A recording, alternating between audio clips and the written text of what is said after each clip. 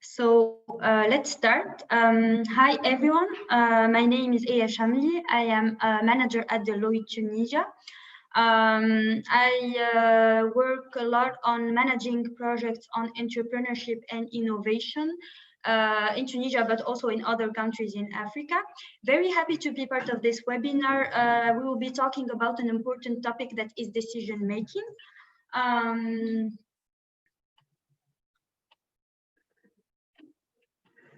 Next slide. Okay. So before we start, we'll just quickly share with you some rules about this session. This session is an hour session. It's an interactive exchange between the trainers and participants. So please, we invite you to ask your question as we go throughout the session in the chat. There are no back questions, so please go ahead and share all your opinions. This webinar is yours, so we are here to provide you the opportunity to learn, share, and transfer your knowledge. The session will be recorded and started on time and will end on time. And all participants will be muted to avoid any echoes or background sounds.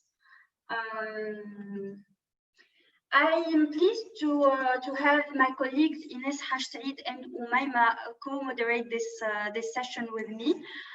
So I've presented myself. I'll just let the team present themselves and then we will start. Go ahead, Ines. So, hi everyone. My name is Ines Hashsaid. I'm a senior manager in Deloitte Conseil Tunisia. Almost 2 years ago, I'm part of the international donor industry, and I'm currently working on a development project in the agricultural sector in Tunisia. And I'm very happy to be part of this webinar and have the opportunity to share with you. Hello everyone, my name is Umayma. I'm a senior consultant in Deloitte, Tunisia. I'm actually working within the public sector practice in Deloitte, and I'm very pleased to be co-moderating this session. Great. So let's start. Today we will be talking about decision making. So basically we will talk about trying to define decision making. What is decision making? What are the different types of decision? For what objectives? And also what are the limits of the decision making process? We will try to share with you some techniques or tools to make effective decision. And we will try to exchange together about our specificities as women. So what is decision making? Here I would like to invite you to share with us your definition of decision making. Please go ahead and share with us in the chat 1 or 2 sentences that for you defines decision making. We will give you 1 minute to do so.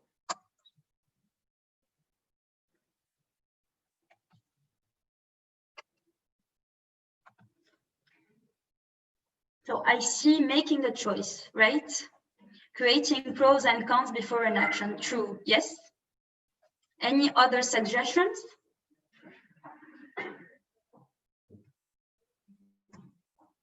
Weighting options and alternative. Exactly. Yes.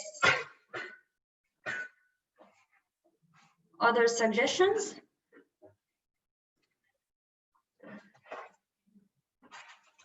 Okay, so we have choice, pros and cons before taking action, weighting options and alternative.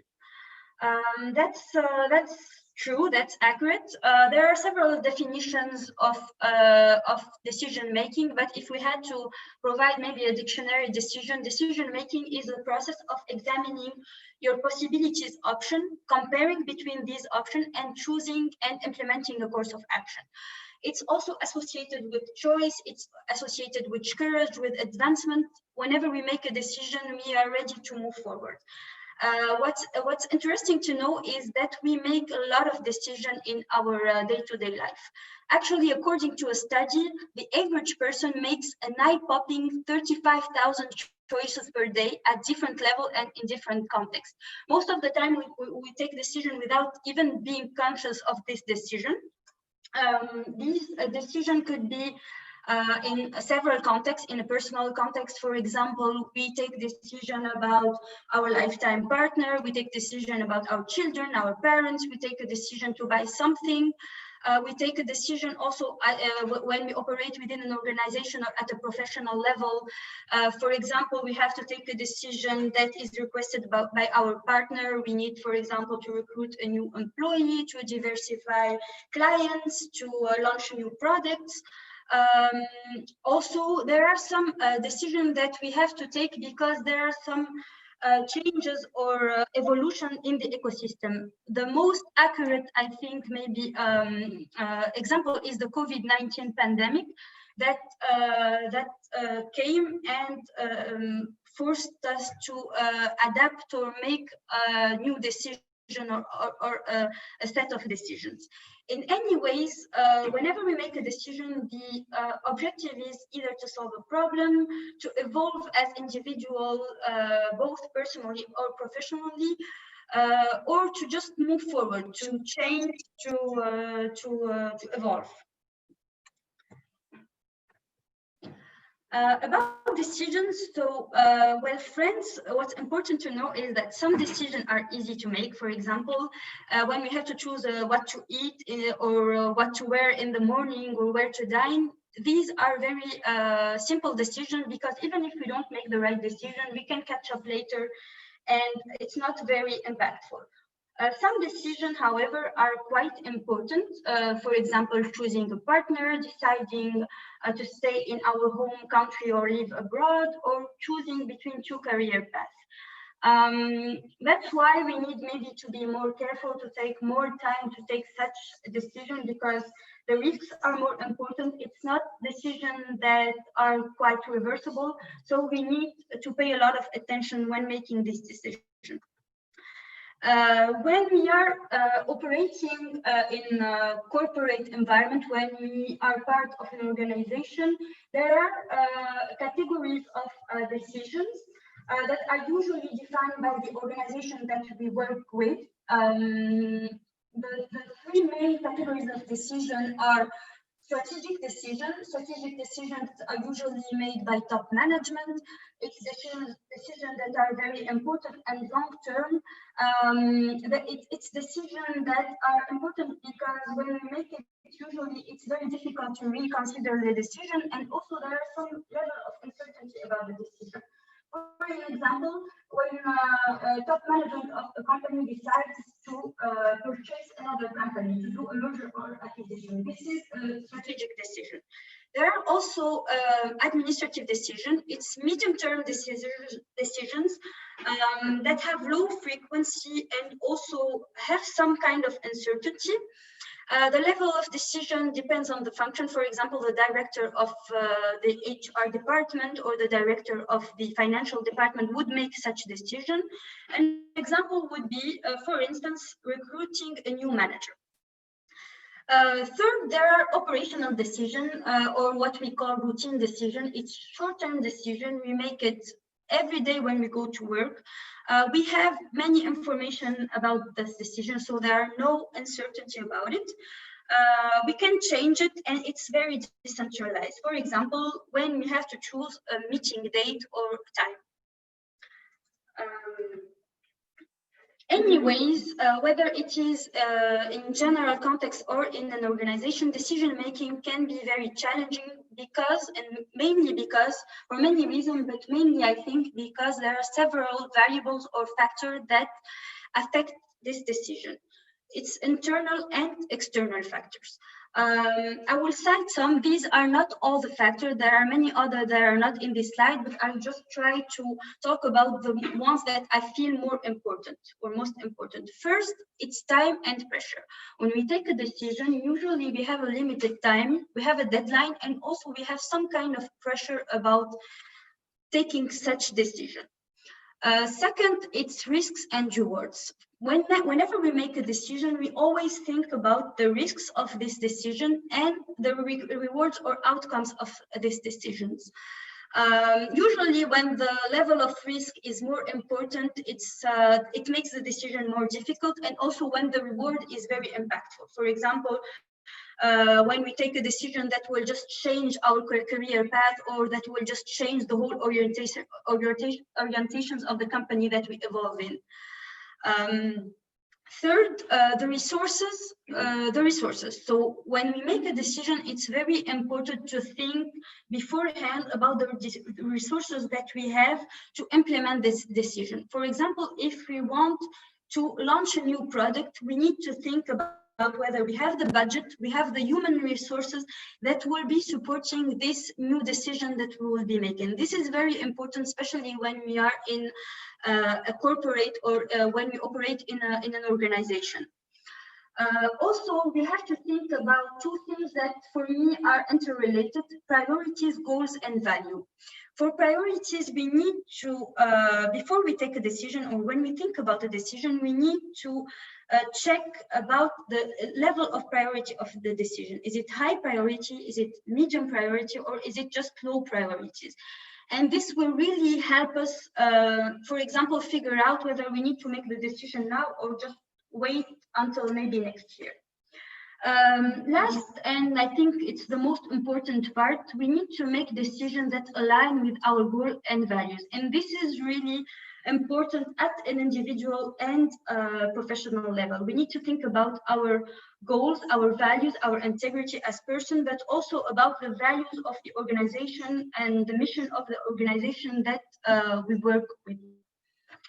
Any questions about this section before we move to the next one? Ines, are there any questions? No, we're still waiting for your questions. You are here to answer to all your questions. If you need any more explanation about any subject that A presented. Okay. Good. So in the first session, we talked about decisions, type of decision, why it's challenging to make decision, what are the factors that are influence our decision. And now we will try to see together, given the information that we have, how to make this decision-making process simpler. So basically, how to make effective decision. And now I will let the floor to give the floor to my colleague Umayma, that will share with you some techniques and tools about decision making. Go ahead, Umayma. Thanks, Aya. As she previously mentioned, factors influencing the decision making. Here we try to know how to make effective decision. So the question is, how do you in your day-to-day life make effective decisions? You can interact with us through responding on the chat section.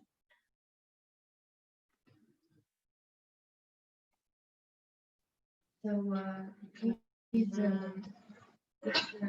can you hear us now? Can you hear Umayma? So we invite you here to share with us, if it's possible, your opinions about how to make a good decision. If you have anything in mind that can help you make a better decision, just share wherever you have in mind.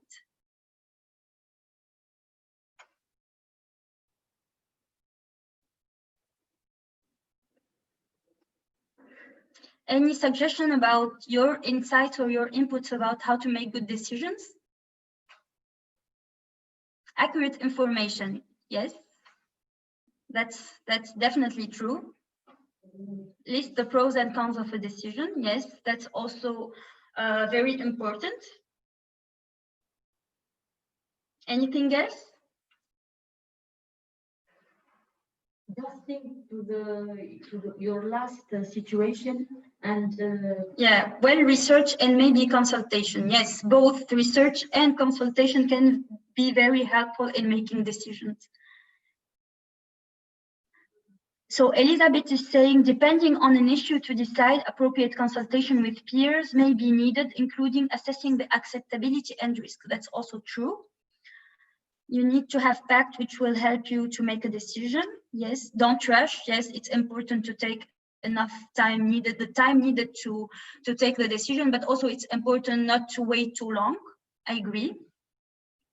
The only challenge is this may take longer than one sometimes has. That's true also. Make sure to have all information before decision. So Thank you very much for your insights. So what I'll try to summarize your opinion a lot about information. Don't rush. Try to make try to make decision when we have enough information. Try to list the pros and cons of the options. Take responsibility for the decision taking. That's absolutely true. Have facts, have information, assess these consult and research. These really are very interesting and very accurate terms. I will let maybe Umayma go into details about what we think are the most tools or steps to make good decisions. Go ahead. Okay, so we every day, which is our personal and business life. We cannot change that. However, we can change the way we make decisions and we make choices. We can learn how to make better decisions. Just a second. So I will first share with you a model of decision making, which is the sixties model. It's important to follow the 6 steps of this model. So the first step is to construct the problem by identifying what must be decided on. So after constructing a clear picture of precisely what must be decided, we compile all the data in a logical sequence to make it easier to understand. For instance, a list of requirements. Once our list of requirements is compiled, we collect resources and information regarding your requirements. After that, we compare the pros and cons of the alternatives. Once we compare the pros and cons of alternatives, we consider, which means choosing the most appropriate alternative.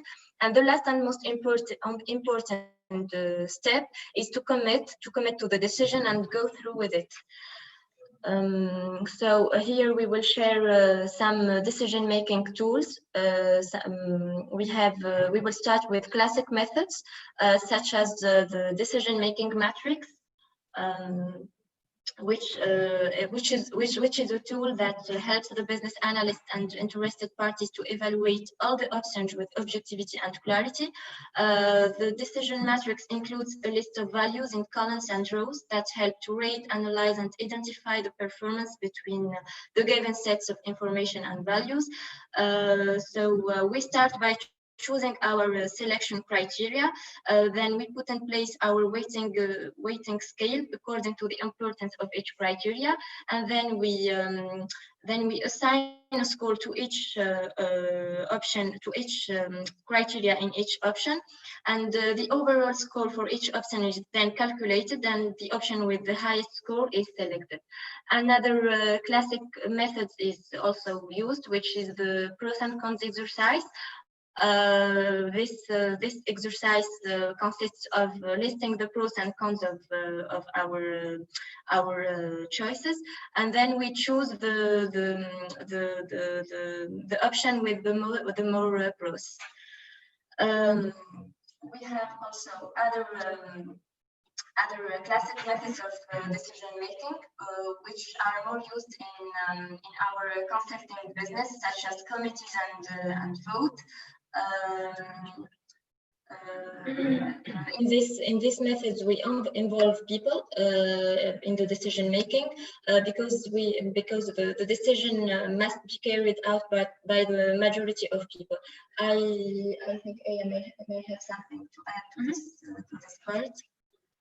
So here, the idea is to try to share with you some methods, some tools that will help you improve or maybe simplify the decision-making process. This is not also exhaustive. What we recommend is to have a mix of both methods. What I would like to say is that, for example, for decision-making matrix, for the tools, it could be utilized depending on the type of decision that we will be making. For example, I will give an example. For committees or vote, it's very consultative, it's very participative. So we want to use such methods when we need buy-in from people, when we really need, when our maybe decision will impact people, and when we need, once we implement the decision, people to help us or support us in this decision. For the decision-making matrix, for example, it's usually used when we have many data or many information to digest and to analyze, and many options. So with this maybe structured matrix, we can simplify and see clearly the option based on a very subjective way. I see that in the chat someone talked about instinct. Also, what I'd like to say is that we need to use these methods plus our instinct plus any type of method or tool that will help us make the most effective decision. And what's most important is that we have to commit to this decision. We have to, even though we don't know, even though the decision might not be the best, once we act on it and once we make all the effort to make it right, we will be able to do it in the most appropriate way. Maybe any questions about this section about the decision-making tools, the classic methods? I will just check the conversation. Okay.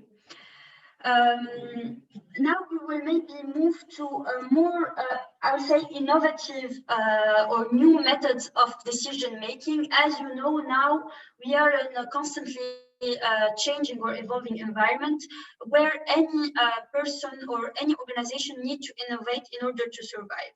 So we need also to adapt our decision-making or problem-solving tools to adapt to these changes. Here, I'd like to share a very innovative method that is called design thinking method. It's an innovative decision support method based on an iterative process that allows you to counter group prejudice and identify the best option. The thing about the design thinking method is that it's a very human-centered method, and it's also very iterative. So you always test and improve your approach or your product or your decision in order to achieve the best one. There are 5 main steps of the approach of design thinking. First is empathize. It means trying to identify the user's need, trying to identify the people that will be involved or impacted by your decision, try to understand their needs, try to understand their problems, and this is what you will do in the second step, which is define. You will understand what are the people that will be impacted by your decision. You will identify their needs, their problem, and then based on the information that you will have from the 2 second phases, you will ideate.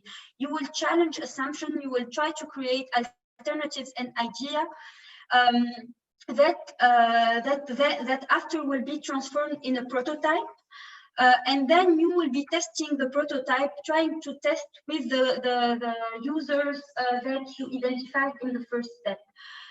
What I would like maybe to highlight here is that there are very agile and iterative methods that will help you, whether you're trying to solve a problem or making a decision, to always test with people and then get back, improve some aspects, and do something, a version, or maybe take a decision that is most appropriate.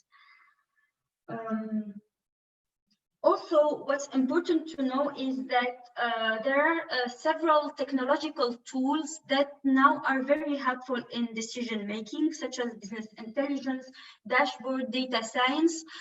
Why so? Because these tools will help you maybe collect and structure the information that you need to make the decision. It will provide you this information in such a clear way that it will be way easier for you and way quicker for you to make your decision. Finally, and maybe to summarize about all what we talked about, we will try to share with you best practices and common mistakes that people do when making a decision.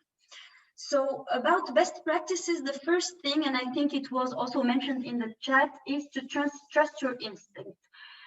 Check with your instinct and try to maybe let sometime your heart decide or your gut feeling decide for you. Because your instinct is basically the reflection of your experiences, your past experiences and expertise. So it can really have some reasonable way of deciding. Second, seek advice or feedback. It's very important when we take a decision to ask people, and preferably people that are not involved in this decision, people that have enough distance and enough maybe objectivity to try to help you while making your decision. Third, keep an open mind. It's important to be open to all the kind of information that are possibly available. It's also important to be flexible once making the decision. And this can also maybe be linked to the design thinking approach that I talked about before. Fourth, and lately, it's do draw on past experience. Whenever you make a decision, try to think about the last decision or the previous decision that you made. What was the outcome? Was it successful or not? And what were the learning? And try to think about those learning and use them when making your decision. Some common mistakes are trying to please everyone. Whenever you make a decision, it's important not to try to please everyone. It's important to think about the common good, the greater good, than the opinions of people, especially when these opinions are not well argumented. Second, don't allow your emotion or personal bias get in the way. This is also very important. Try as much as possible, although it's not obvious, to separate your personal opinion on people or situation as much as you can. Also, try to be in a peace of mind whenever you make a decision. When you are angry or when you are sad, try to wait until this maybe passes away and then take the decision when you have enough peace of mind to be objective about it. Third, don't feel pressure to make a decision too quickly. Don't rush. Good decisions need to be made once all the necessary information has been gathered and critically analyzed.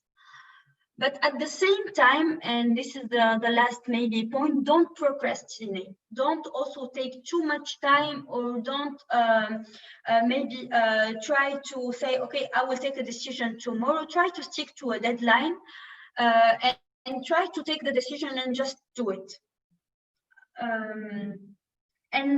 So I will just maybe finish with a very good quote that of Mark Twain, which is an American writer, entrepreneur, and lecturer, who said, "Good decisions come from experience.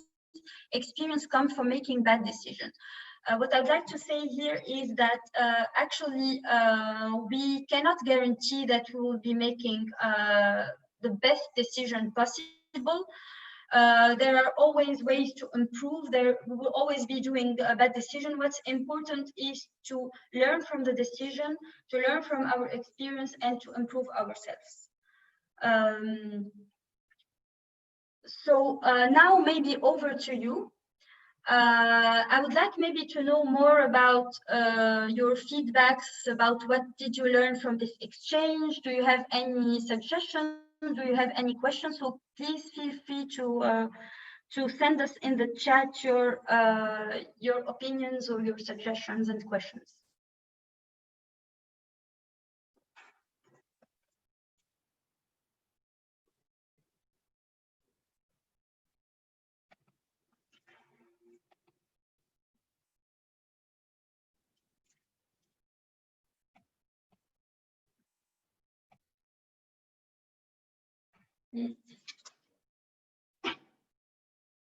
Anything that you've learned from this exchange so far?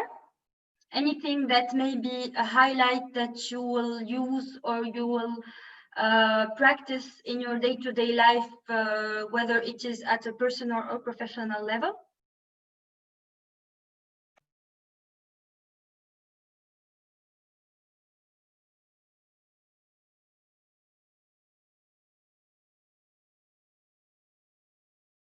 Ines, do you have questions? Do you have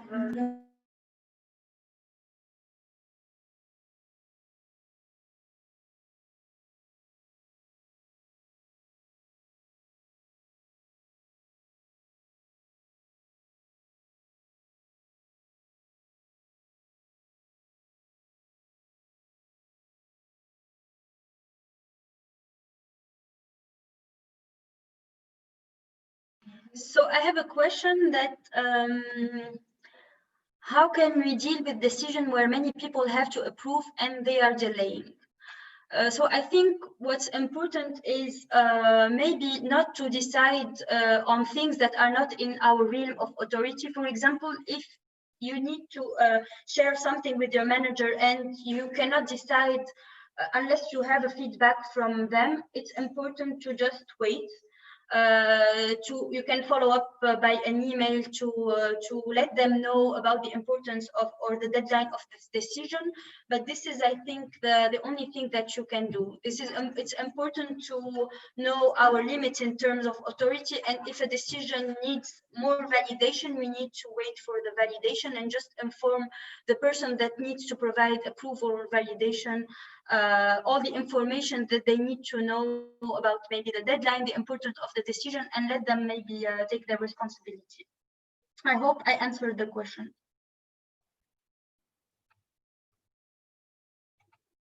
Any other?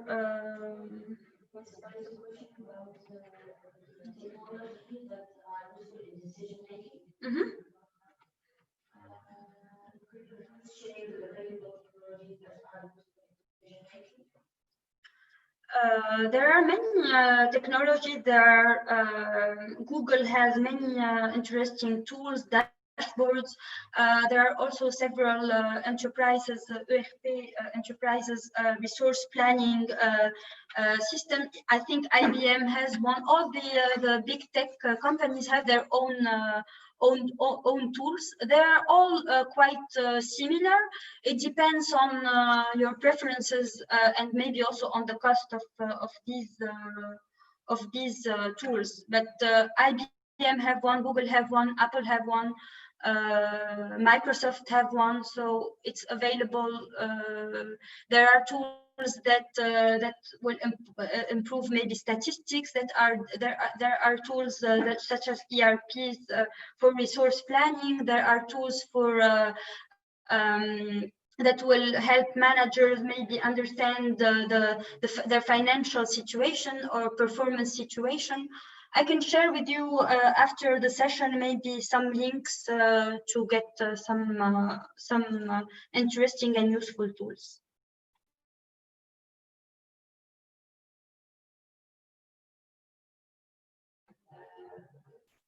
In terms of the specificity of women in taking decision, so so there's a question about instinct. Yes. Can you share the question, Ines? Yes.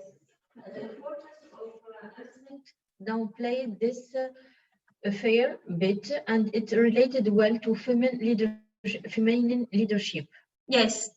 This is one thing that we also wanted to talk about, is that we really want to exchange with you about your experience as women. Are there any specificity that we face as women? And I would like to say that yes, instinct is, as women, maybe we are more intuitive and we have a better instinct than women. So it's also important as women that we capitalize on this trend that we have, that is instinct, to make sometimes our decisions. Any other question, Ines? No, until now there is nothing about misidentification that is not related to the sessions. So we are asking the question. No question until now. Katie, maybe, I don't know if I answered your question about instinct. Let me know if this answer is clear for you.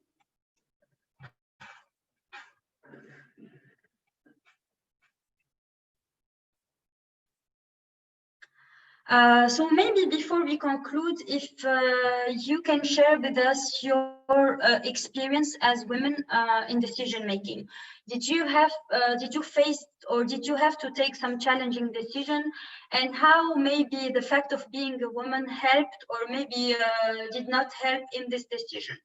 Please share with us your experience and we will discuss about it.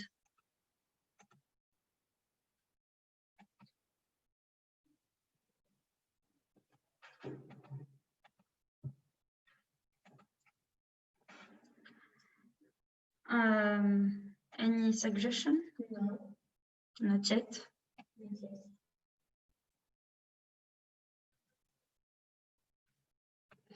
Any experiences that are worth sharing about yourselves?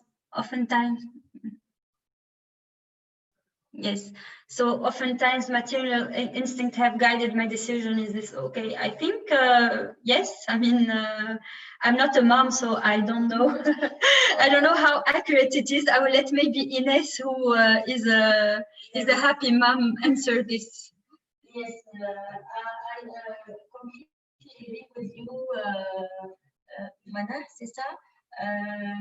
As a woman, we have to play different roles as a mom, as a wife, as a manager, and this helps us to be multitask and can be able to solve the problem from different perspective. And I think this is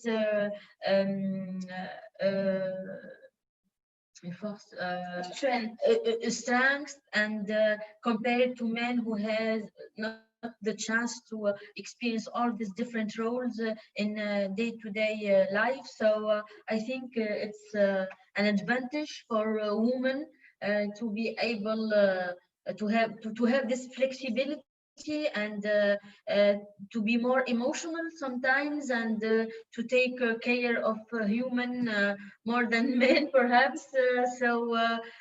This sensitivity, women are more sensitive, so it could be helpful and very, very helpful as a woman, as a manager, as in our personal and also in our professional life. So I think that I try to help you to answer to your question. So yeah. There's another question about confidence. I mean, a challenge is that when we make a decision, there's some, and when we make a decision, this means that we maybe choose some new path that is not that we are not maybe enough comfortable with. So we sometimes lack confidence. I totally share your perspective. I think it's just work on progress. Gresha, I mean, what you're doing is that first you're realizing that your colleagues, as you say, are not geniuses. So you're starting to understand that you have your worth or your value, which is the first step toward becoming more confident. I think confidence is maybe another topic, but is quite important. When we make a decision, we need to be confident about this decision, and we need to make the necessary effort to make this decision work. So I think you're on the right path. So yes, I hope, I mean, I answered your question. Hilda said, when faced with a challenging decision, I take a break, consult, then decide. I think it's the best way. It's important to take a break, to think about something else. It's also important to consult. Usually, don't consult your mom or your friend. Try to consult someone that has enough objectivity to share with you in a honest and constructive way his opinion, and try to ask this person that you consult clearly, if you were in my shoes, what would you decide? And this may be not, I mean, the answer or the absolute truth, but this can help in improving your or maybe making your decision more objective and more effective.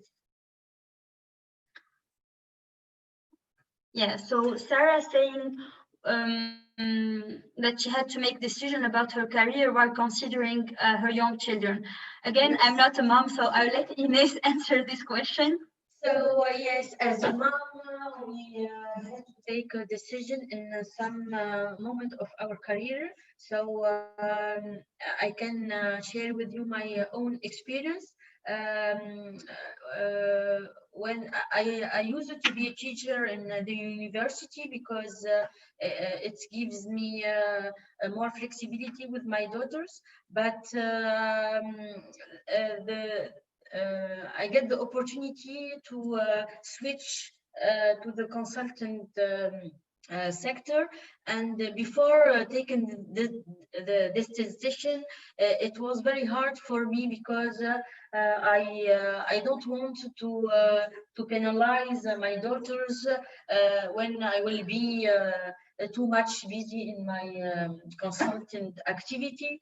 So it was not easy at all for me. I took I think more than 2 or 3 weeks to make my decision, and I have the chance that my husband encouraged me and promised that he will help me in managing our daughter, because I really don't want to sacrifice the education of my daughters. So I completely agree with you. It's not easy, but if I can reassure, you will be able to manage as well as your family and your work, and I can tell you that it's a challenging situation, but as a woman we will be able to succeed in this mission. There's another question about that Teresa asked about: is there evidence that in the midst of this pandemic, women leaders have made a real positive difference? I don't know if it's the case for COVID, but I'm sure, and I know for sure that in general, women leaders have made a real difference, positive difference in decision making. Regardless of COVID or not COVID, I think that the fact that it's obvious that women and men are built differently. They have, I think, different perspective and different ways of evaluating risks. So this complementarity or this diversity or this diversity makes the decision maybe more make the diversity, or make the fact of having both men and woman leader in the same environment more performant. So what I'd like to say is that there are studies that there are many studies that confirm that women have made a real difference, that the perspectives of women have concretely contributed to performance in the corporate in corporation or in the business life. So I think this is my answer. Katie asked, she said, how does one handle making decisions that are not popular, especially when people expect women to be more nice and not take controversial stance? Well, again, it's important to think about the common good or the greater good when we make a decision. It's impossible to satisfy everyone whenever we take a decision, and whenever we are in a decision-making position, especially when we are women, we are confronted with criticisms, and people might tend to criticize our decision. So what's good or what's important is to make decisions that we are confident about, to make decisions that we have arguments about. When we have strong arguments about the decision, we regardless of the degree of popularity of this decision, we can maybe confront this situation. So I recommend you to avoid thinking about satisfying everyone, but rather try to make a solid decision based on strong arguments and that are aligned with your values and your goals and your priorities.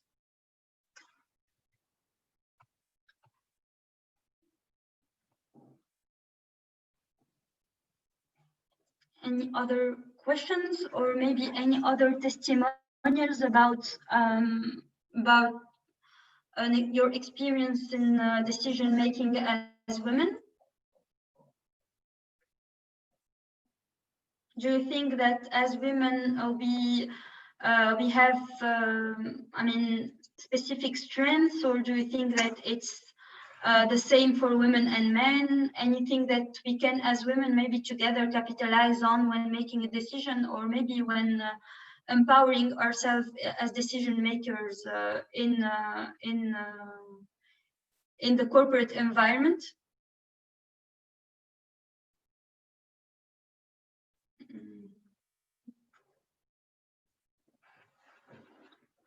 Okay.